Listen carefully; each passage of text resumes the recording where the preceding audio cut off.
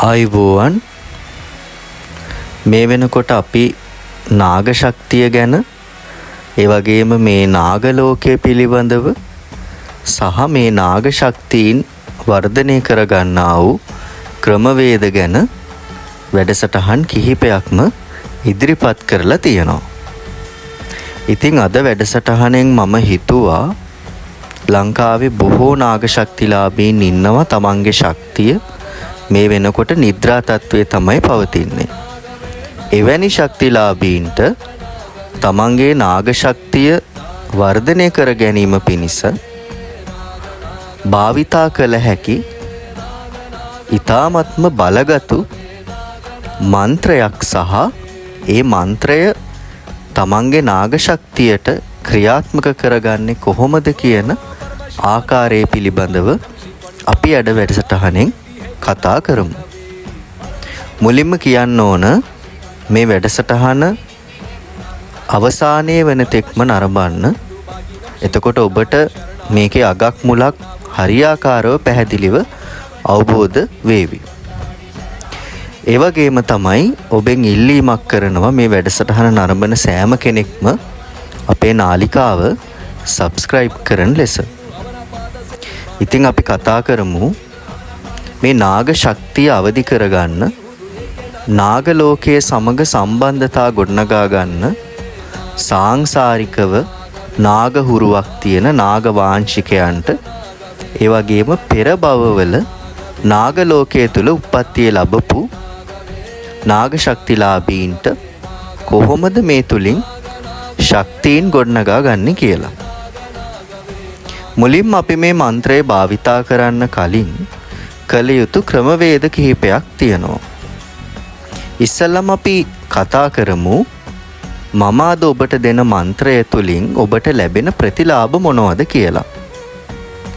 සාංසාරිකව යම්කිසි නාග ශක්තිලාභියෙකුගේ ශක්තිය මේ වෙනකොට නිද්‍රාගතව පවතිනවා නම් ඒ ශක්තිය යටපත් වෙලා නම් පැවතුනේ මෙන්න මේ මන්ත්‍රය තුලින් ඔබට පුළුවන් ඔබේ ශක්තිය ගොඩනගා ගන්න. ඒ වගේම තමයි තවත් නාග ශක්තිලාභීන් ඉන්නවා. තමන්ගේ භාවනාවේදී තමන්ට සම්බන්ධ වෙන නාග දොරටු වල තිබෙන අවහිරතා තුලින් තමන්ට මේ ශක්තිය ගොඩනගා ගන්නට යම් යම් බාධාවල් ඇති වෙලා තියෙනවා. එහෙම අයට තමන්ගේ ඒ නාග දොරටු විවර කර ගැනීම සඳහා මේ මන්ත්‍රය යොදා ගන්න පුළුවන්. ඒක බොහෝ විට තමන්ට භාවනාවට මේ මන්ත්‍රය යොදා ගන්න පුළුවන්. ඒ වගේම තමයි තවත් අයට තමන්ගේ ශරීරයේ තිබෙන සර්ප දෝෂ, නාග දෝෂ ඉවත් කරගෙන නිවැරදිව නාග ශක්තිය තමා කරා ග්‍රහණය කර ගැනීමේ හැකියාවත් මේ මන්ත්‍රය තුලින් තමාට ලැබෙනවා. අනික් කාරණාව තමයි නාග ලෝකයේ තිබෙන්නා වූ යම් යම් ඉහළ නාග බලයන් තමා වෙත ආකර්ෂණය කර ගැනීමේ හැකියාවත් තමන්ගේ නාග ශක්තිය ඒ ඔස්සේ වැඩි දියුණු කර ගැනීමේ හැකියාවත් මෙන්න මේ මම අද දෙන මන්ත්‍රය තුලින් ඔබට ලැබෙනවා. මෙන්න මේ වගේ බොහොමයක් වරප්‍රසාද මේ මන්ත්‍රය තුලින් ඔබට ලබා ගන්න පුළුවන්. ඒ වගේම කියන්න ඕන මේ දේ ඔබ සිද්ධ කරනකොට මෙන්න මේ වගේ සංසිද්ධි ඔබට සිද්ධ වෙන්න පුළුවන්.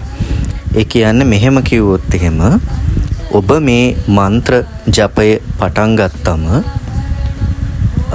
පරිසරයේ වෙනස් වීම සිද්ධ වෙන්න පුළුවන්. ඒ කියන්නේ ඔබ සාමාන්‍යයෙන් මේ මන්ත්‍ර ජපයේ මම අද දෙන මන්ත්‍රය ඔබ මම මේ කියන පිළිවෙලට වැඩ කටයුතු කරගත්තොත් පරිසරයේ තුල වෙනස් වීම. මේ කියන්නේ අවට විශාල හුළඟක් හමන්න පටන් ගන්න පුළුවන්. ඒ වගේම තමයි පොද වැස්සක්.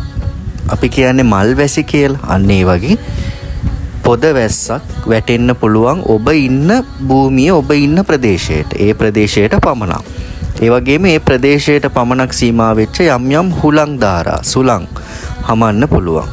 ඒ වගේම ඒ ස්ථානයට විවිධ පුද්ගලයන්, ඒ කියන්නේ මෙහෙමයි, මිනිස්සෙකුත් නොවන, අමනුෂ්‍යයෙකුත් නොවන යම් පුද්ගලයන් සුදු ඇඳගත්ත නිකන් වන්දනාමාන කරන විදිහට ආපු පුද්ගලයන් ඔබ වටා ගැවසෙන්න පුළුවන්. ඒ වගේම තමයි තවත් විවිධ සතුන් සමහර අවස්ථාවලදී සුදු පාට නාගයන් මේ කටයුත්ත කරනකොට තමාගේ අවට ප්‍රදේශයේ තමන්ට දර්ශනය වෙන්න පුළුවන්. මෙන්න මේ වගේ විවිධ සංසිද්ධි සිද්ධ වෙනවා සහ ඒක පුද්ගලයාගෙන් පුද්ගලයාට ඒ අත්දැකීම් වෙනස් වෙනවා. ඒ නිසා මෙන්න මේ වගේ සංසිද්ධි සිද්ධ වුණොත් ඒවට ඔබ කලබල නොවි ඔබ කරන කටයුත්ත හරියාකාරව දිගටම කරගෙන යා යුතු වෙනවා. ඒ වගේම තමයි සඳහන් කරන්න ඕන මේ කටයුත්ත ඔබ සාමාන්‍යයෙන් පුර දවස් 7ක් එක දිගට කරන්න පුළුවන් නම් ඔබට වඩාත් ප්‍රතිඵලදායක තත්වයක් උදා කරගන්න පුළුවන්. මේක සාමාන්‍යයෙන් මේ මන්ත්‍ර සජ්ජායනය 100 ඉක්මවපු පසු කෙනෙකුට ආරූඪයක් විදිහට නාග ශක්තිය පැමිණෙන්න පුළුවන්.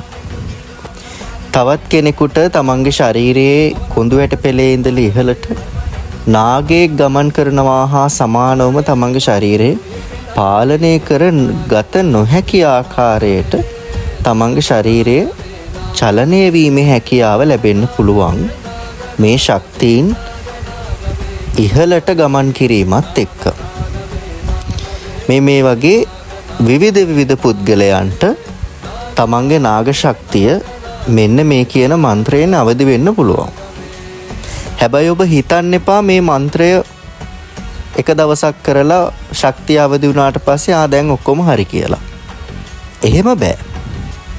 ඔබ මේ මන්ත්‍රය සජ්ජායනා කරන තමයි ඔබේ ශක්තියින් අවදි වෙන්න පටන් ගන්න. ඒ වගේම නාග ලෝකය හා සම්බන්ධව ඔබට සම්බන්ධතා නිවැරදිව ගොඩනගා ගන්න පුළුවන් වෙන්නේ ඒ තුලින්ම තමයි. අපි හිතමු මෙහෙම ඔබ භාවනාවෙන් නාග ලෝකය හා සම්බන්ධතා ගොඩනගා ගන්නවා නම් ඔබ භාවනාවෙන් දකිනවා නාග ලෝකයේ යම්කිසි නාග දොරටුවක් මේ නාග දොරටුවේ ඇතුළට ඔබට ගමන් කරන්න හැකියාවක් ලැබෙන්නේ නැහැ.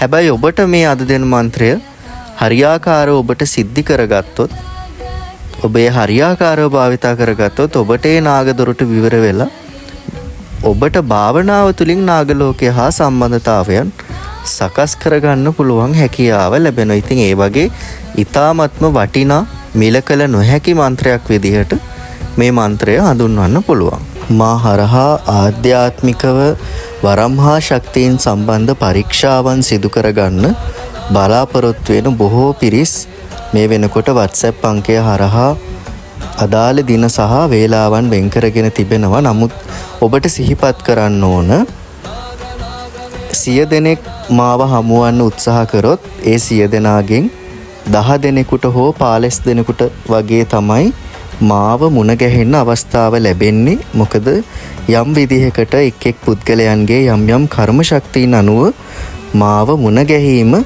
කෙනෙක්ට දුෂ්කර කාර්යයක් වෙන්න පුළුවන්. ඒ නිසා ඔබේ උත්සාහය අතහැරගන්න එපා. ඔබට යම් කිසි විදිහකට යම් වෙලාවක් සහ දිනයක් ලබා දුන්නොත් ඔබට මාව හමුවන්නට යම් පුද්ගලික බාධාවල් ඇති වෙන්න පුළුවන්. ඒක ස්වභාවය. ඒ නිසා ඒ ගැන තේරුම් අරගෙන කාරුණිකව ඉල්ලීමක් කරනවා. අපේ දුරකථන අංකයට නිකරුණේ දුරකථන ඇමතුම් ගැනීමෙන් වළකින ලෙසත් ඔබේ ආධ්‍යාත්මික ගැටලුව වොයිස් මැසේජ් එකක් හරහා නිවැරදිව අපේ WhatsApp අංකයට යොමු කරලා ඒ වගේම මාව හමුවන්න අවශ්‍ය නම් ඔබට දෙන දිනයට සහ වේලාවට පමණක් පැමිණියොත් මාව හමු වී ඔබේ ආධ්‍යාත්මික පරීක්ෂා කටයුතු සිදු කර ගැනීමේ හැකියාවන් පවතින බව කාරුණිකව මතක් කරනවා. ඉස්සෙල්ලා අපි බලමු කොහොමද මේක කරන්න කියලා. ඔබ යම්කිසි පූජනීය ස්ථානයකට බෝධීන් වහන්සේ නමක් ඉදිරිපිටට යන්න ඕන. වඩාත් හොඳයි මේ නාග ශක්තියින් නාග ආකර්ෂණයන් ක්‍රියාත්මක වෙන කැලණිය වගේ පුදබිමකට යන්න පුළුවන් නම් ඒක වඩාත් හොඳයි. කැලණිය කිව්වට මේක එගොඩ කැලණි රජමහා විහාරය ඔබ අහලා ඇති. එගොඩ කැලණිය කියන විහාරස්ථානය. අන්න ඒ ස්ථානයට ගිහිල්ලා කරන්න පුළුවන් නම් ඒකත් වඩා හොඳයි. එහෙමත් නැතිනම් මේ නාග දොරටු පිහිටලා තියෙනවා නවගමු දේවස්ථානයේ මුල් කරලා. මේ නවගමු පත්තිනි මෑණියන්ගේ දේවස්ථානයට උනත් කෙනෙක්ට ගිහිල්ලා මේ කටයුත්ත කරන්න පුළුවන්. එහෙමත් නැත්නම් ඔබට ඔබේ ළඟම විහාරස්ථානයක බෝධීන් වහන්සේ නමක් අභියසට ගිහිල්ලා මෙන්න මේ කටයුත්ත කරන්න පුළුවන්. මේක මුලින්ම ආරම්භ කරන්නේ ඔබ බෞද්ධයෙක් නම් ඔබේ ආගමානුකූලව බෝධි පූජාවක් පවත්වලා ඉන්න අනතුරුව තමයි මේ දේ සිදු කළ යුත්තේ. හින්දු දහමේ කෙනෙක් නම් තමන් කෝවිලට ගිහිල්ලා තමන්ගේ පුද පූජා කටයුතු කරලා ඉවර වෙලා තමයි මේ බෝධීන් වහන්සේ ළඟට ඇවිල්ලා මේ කටයුත්ත කළ යුත්තේ. සහ ඊළඟ කාරණාව මේක ආරම්භ කරනවා නම් ඔබ මේ සඳහා ලේස්ති කරගන්න ඕන කලමනා කිහිපයක් තියෙනවා. මානෙන් නිල් මහනෙල් මල් 7ක් හෝ 9ක් නිල් මහනෙල් මල් ටිකක් හොයාගන්න ඕන. ඒ වගේම තමයි නිල් කටරොඩු මල්. ඔබට නිල් කටරොඩු මල් නම් ඕනම තැනකින් අහල පහලකින් උනත් කඩා ගන්න පුළුවන් සුලභව තියෙන දෙයක්. නිල් කටරොඩු මල්. මෙන්න මේ මල් වර්ග එක්ක සුදු නෙළුම් මල් හරි නැත්නම් සුදු සුවඳ හමන සුදු මල්, සුදු පාට මල් සුවඳ හමන ඔබ හොයා ගන්න ඕන. ඊට පස්සේ ඔබ මේ බෝධීන් වහන්සේ ළඟට ගිහිල්ලා බෝධි පූජා පවත්වලා දෙවියන්ට පින් අනුමෝදන් කරලා ඒ බෝධීන් වහන්සේ ඉදිරිපිට ඔබ බෝ මළුවේ පහසු ඉරියව්වකින් වාඩි වෙලා ඔබ ඉදිරිපිට මෙන්න මේ කියන මල් ආසනයක අතුරලා ඊළඟට ඔබ මැටි පහනක් අරගෙන ඒ මැටි පහනට දාන්න ඕන ගිතෙල්. මේ ගිතෙල් භාවිතා කරනකොට අපි නාගයන් මේක අපි මේ පහන භාවිතා කරන්නේ යම් කිසි අග්නියක් විදිහකට. අග්නියක් විදිහට භාවිතා කරන මේ පහන අපි සාමාන්‍යයෙන් පාන්තිරයක් දාලා දල්වන විදිහට නෙමෙයි දල්වන්නේ. සාමාන්‍යයෙන් අපි වේදයට අනුව නාගයන් වෙනුවෙන් දර යොදාගෙන අග්නි හෝම කර්ම කරන්නේ නැහැ. එතකොට ඒ වෙනුවට අපි යොදාගන්නේ කපු රෙදි කෑල්ලක් අරගෙන යම්කිසි රෙදි කෑල්ලක් අරගෙන රෙදි කෑල්ලෙන් පොට්ටනියක් වගේ හදාගන්න තිරයක් හදාගන්න ඕනේ. ඒක පොට්ටනියක් ආකාරයට තමයි ඒ තිරය සකස් කරගන්නේ. මේකට ඔබට නිල් පාට හෝ කළු පාට වගේ රෙදි කැබැල්ලකින් මේ පොට්ටනියක් ආකාරයකට තිරයක් ඔබට ගොඩනගා ගන්න පුළුවන්, හදා ගන්න පුළුවන්.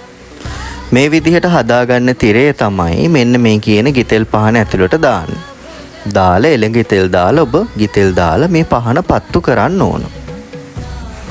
මීට අමතරව මේකට තවත් යොදා ගන්න පුළුවන් නොඉඳුල් කිරි කලයක්. තඹ හෝ පිත්තල භාවිතා කරන්නේ නැතුව තඹ හෝ නැත්තම් පස්ලෝ කලයක් අරගෙන ඒ දෙකම නැත්තම් මැටි කලයක් අරගෙන ඒකට ඒ කලයේ කටගාවටම එලකිරි පුරවලා ඒ එලකිරි කලයත් මෙතන මේ ඔබ සකස් කරගන්න පූජාසනය තුල තබන්න ඕන. එතකොට ඔය එලකිරි කලයයි ඊළඟට මේ මල් වර්ග කිහිපය සහ මේ ගිතෙල් පහන තමයි ප්‍රධාන වශයෙන් මේකට ඔබ යොදාගන්නේ.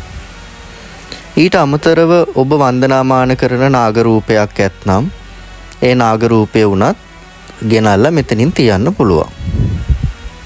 ඊට පස්සේ ඔබට පුළුවන් සුළු වේලාවක් මේ පහන දල්වලා මේ ඉදිරිපිට භාවනා කරන්න. සාමාන්‍යයෙන් අපි වේදයට අනුව නාගලෝකය හා සම්බන්ධතා ගොඩනගා ගන්නකොට අපි ප්‍රධාන වශයෙන් භාවිතා කරන මන්ත්‍ර කාණ්ඩ 3ක් තියෙනවා. ඒ මන්ත්‍ර කාණ්ඩ 3න් එකක් තමයි සර්ප මන්ත්‍ර. අනිත් එක තමයි නාගරාජ මන්ත්‍ර. තුන්වෙනි මන්ත්‍ර කාණ්ඩය තමයි නාග දේවතා මන්ත්‍ර.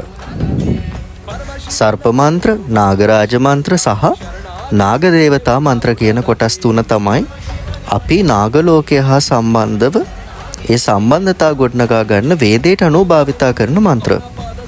මේ මන්ත්‍ර කොටස් තුනෙත් ප්‍රභේද වශයෙන් වෙන්වෙච්ච මන්ත්‍ර කොටස් රාශියක් පවතිනවා. සාමාන්‍යයෙන් මේවාට අදාළව වෙන් වශයෙන් මූල මන්ත්‍ර තියෙනවා. දැන් අපි උදාහරණයක් විදිහට කිව්වොත් සර්ප මන්ත්‍ර වලට අදාළ සර්ප මූල මන්ත්‍ර තියෙනවා. නාගරාජ මන්ත්‍ර වලට අදාළ නාගරාජ මූල මන්ත්‍ර තියෙනවා. ඒ වගේම නාග දේවතා මන්ත්‍ර වලට අදාළ මූල මන්ත්‍ර කොටස්තුත් තියෙනවා. ඒ වගේම සිද්ධි මන්ත්‍ර තියෙනවා. ධාන මන්ත්‍ර තියෙනවා. ඔන්න ඔය වගේ ප්‍රභේද ගොඩාක් මේකේ තියෙනවා. මන්ත්‍ර රාශියක් මේ පිළිබඳව මේ නාග ලෝකයේ නාග ශක්තියින් ගොඩනගා ගන්න භාවිතා කරන්න පුළුවන් මන්ත්‍ර බොහෝමයක් තියෙනවා. මෙතනදී අපි මේ කාණ්ඩ තුනෙන් අද දවසේ අපේ මේ වැඩ කටයුත්තට අපි යොදාගන්නේ නාග දේවතා මන්ත්‍ර කියන කොටස. මේක ඉතාමත්ම සුවිශේෂී වෙනවා. එකක් තමයි ඔබේ නාග ශක්තිය වර්ධනය කරගන්න මේ නාග දේවතා බලයන් හරහා තමයි ඔබට මේ ශක්තිය ක්‍රියාත්මක වෙන්න පටන් ගන්න. ඉතින් ඒකට අපි යොදා ගන්න මන්ත්‍රයක් විදිහට අපිට මේ නාග දේවතා කාණ්ඩයේ තියෙන ප්‍රබල මන්ත්‍රයක් යොදා ගන්න පුළුවන්. ඉතින් මේ නාග දේවතා මන්ත්‍ර ඔබ මම අද සඳහන් කරන මේ මන්ත්‍රය ඔබ මේ විදිහට මේ අග්නිය දල්වල, ඒ කියන්නේ ඔබ මේ පහන දල්වලා ඊට පස්සේ ඔබට පුළුවන් මම මේ අද දෙන මන්ත්‍රය 108 වාරයක් සජ්ජායනා කරන්න. දැන් මම කියන්නම් ඔබට මේ කටයුත්ත කළ යුතු වේලාව පිළිබඳව. සාමාන්‍යයෙන් අපි මේක කරන්නේ පාන්දර 1ත් පාන්දර 5ත් අතර, අලුයම් කාලයේ අලුයම 1ත් 5ත් අතර වේලාවෙදි තමයි මෙන්න මේ කියන දේ ඔබ කළ යුත්තේ. මොකද ඒ වෙලාවට තමයි මේකේ ශක්තිය සක්‍රීයව ගොඩනගෙන්නේ සහ මේක ප්‍රතිඵල ලබා ගන්න පුළුවන් වෙන්නේ. සාමාන්‍යයෙන් ඉර උදාවට පෙර තමයි මේ කටයුත්ත ඔබ අවසන් කළ යුත්තේ. ඉතින් දැන් මම ඔබට මේ මන්ත්‍රය දෙන්නම්. ඔබ මේ මන්ත්‍රය මම මේකේ සඳහන් කරන්නම්. මේ මන්ත්‍රය ඔබ සටහනක් කරගන්න, නැත්නම් ඔබ කොහේ හරි පොතක හරි සටහන් කරගෙන ලියා ගන්න. ඉස්සෙල්ලාම අපි මේ මන්ත්‍රය සජ්ජායනා කරන්න කලින් මේකේ මූල මන්ත්‍ර කොටස අපි ගායනා කරන්න ඕන, නැත්නම් සජ්ජායනා කරන්න ඕන. ඒ මූල මන්ත්‍රය තමයි ඕම් නමෝ භගවතේ කාමරූපිනේ මහා බලාය නාගාදිපතයේ ස්වාහා. මේක තමයි මූල මන්ත්‍රය. මම මේක සඳහන් කරන්නම් වීඩියෝ එකේ. ඊළඟට මේ මූල මන්ත්‍රය සජ්ජායනා කරන්න ඕනේ 21 වාරයක්. 21 වාරයක් මේ මූල මන්ත්‍රය සජ්ජායනා කරලා ඊට පස්සේ තමයි අපි මේ ප්‍රධාන මන්ත්‍රය සජ්ජායනා කරන්නේ. නමස්කරෝමි දේවේශ නාගේන්ද්‍රහර භූෂණ අභීෂ්ට දායනේ තුභ්‍යම් අහිරාජ නමෝ නමః. මේක මම සඳහන් කරලා තියෙනවා ඔබට. නිවැරදිව මේ මන්ත්‍රය ලියාගෙන මේන් ඔබ ප්‍රතිඵල ලබාගෙන අපේ වැඩසටහන් වලට කමෙන්ට් කරන්න ඔබට කොහොමද මේ මන්ත්‍රයේ ප්‍රතිඵල ලැබුණේ කියලා.